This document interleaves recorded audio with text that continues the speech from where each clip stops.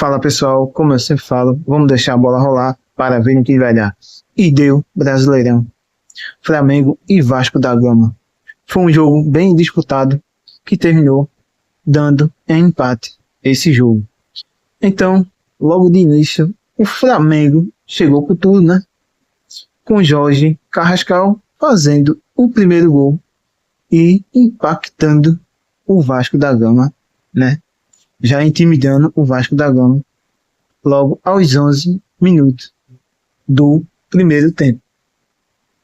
Então, o Carrascal meteu a bola lá dentro da rede do Vasco e logo o Vasco da Gama com Ryan, ele respondeu à mesma altura e fez um belíssimo gol de escanteio de cabeça e meteu a bola lá dentro da rede do Flamengo também.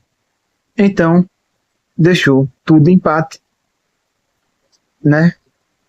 E já com um empate, o Vasco começa a se tranquilizar mais no jogo e foi bem disputado esse jogo.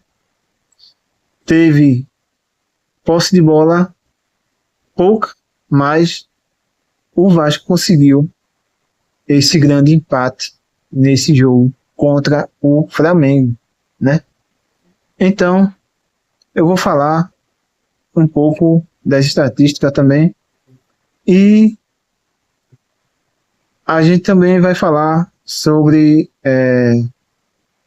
o lance desse jogo, né? Vamos comentar um pouco sobre esse jogo e o Flamengo teve 14 chutes, né, em direção ao gol e o Vasco 11. Então foi um jogo bem disputado. E já vou passando a bola para o comentário aí. Fala aí. Foi um jogo bem disputado do time reserva do Flamengo na primeira etapa, um pouco mais titular na segunda etapa contra o Vasco titular e precisando da vitória por causa da zona do rebaixamento que sempre está no pesadelo do Vasco, né? Deixa o Vasco muito preocupado, a zona do rebaixamento. Aí, nessa partida, o Filipe Luís resolveu partir para cima do Vasco com um time reserva, por causa da disputa da Libertadores da semana que vem.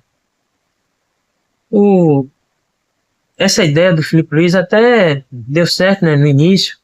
O time conseguiu abrir o placar depois de uma jogada do Cebolinha, dando um chute de fora da área e sobrando a bola pro Plata, passar pro Emerson Royal e o Emerson Royal achar o Bruno Henrique na área e o Bruno Henrique dar o chute e o Léo Jardim defender e o Carrascal abrir o placar, né, pro Flamengo. E o Flamengo ainda continua, né? Na primeira posição, mas com um jogo a mais do que o Palmeiras. Com 51 pontos, né? O Palmeiras está em segundo, né? 49 pontos. E com a vitória, se o Palmeiras jogar e ganhar, pode passar o Flamengo. Então, foi uma tentativa, né? Até o Palmeiras também fez isso. Entrou com o time reserva contra o Fortaleza e vinha se complicando. E como o Flamengo botou o time mais titular na segunda etapa e conseguiu, o Palmeiras, no caso, conseguiu o placar. Já o Flamengo não conseguiu, apesar de ter tido boas chances no segundo tempo com o Pedro. Mas, tirando isso, vamos continuar na análise do primeiro tempo, que o Flamengo, nos primeiros 20 minutos, foi superior ao Vasco. O Vasco quase não tinha conseguido chutar a gol até os 20 minutos do primeiro tempo. Achou o gol com o Carrascal, o Flamengo, depois de boa jogada do Cebolinha, com um chute de fora da área e sobrando pro Plata, rolar pro Emerson Royal, jogar a bola na confusão, e o Carrascal fazer o gol, né? O Flamengo deu uma leve recuada, e essa recuada foi a chance que o o Vasco teve de partir para cima do Flamengo. Que não, o Vasco não estava muito bem com a bola rolando. Tanto que o Nuno Moreira, para mim, não foi bem nessa partida. O Verratti não teve boas chances, os pontas não deram boas chances para o Verratti fazer gol. O Paulo Henrique, o lateral do Vasco, não conseguiu boa presença ofensiva nessa partida. Mas, mesmo assim, o Vasco estava muito perigoso graças ao Felipe Coutinho e o Ryan na bola parada. O Felipe Coutinho cruzando, né? Teve um primeiro cruzamento que o Vasco conseguiu uma boa cabeçada, dando o primeiro susto no Flamengo com bola parada. O Vasco continuou tentando, mas ainda muito desorganizado na última bola, não conseguindo dar chances para os atacantes fazer gol, né? E esse jogo teve bastante falta, né?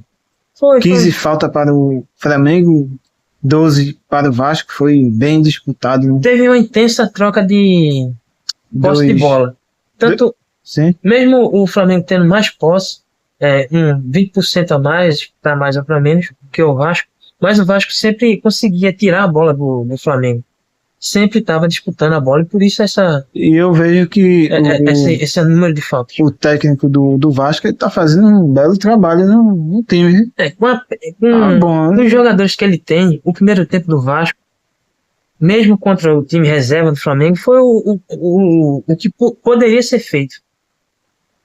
Com esse time que o Vasco tem, sem um bom dia do Nuno Moreira e do Paulo Henrique na lateral, e do Puma e do Verratti, sobrou pro Coutinho e pro Ryan. E, por sorte, eles deram conta do recado de uma cobrança de escanteio, dar novamente uma segurança pro Vasco na partida. Foi um empate.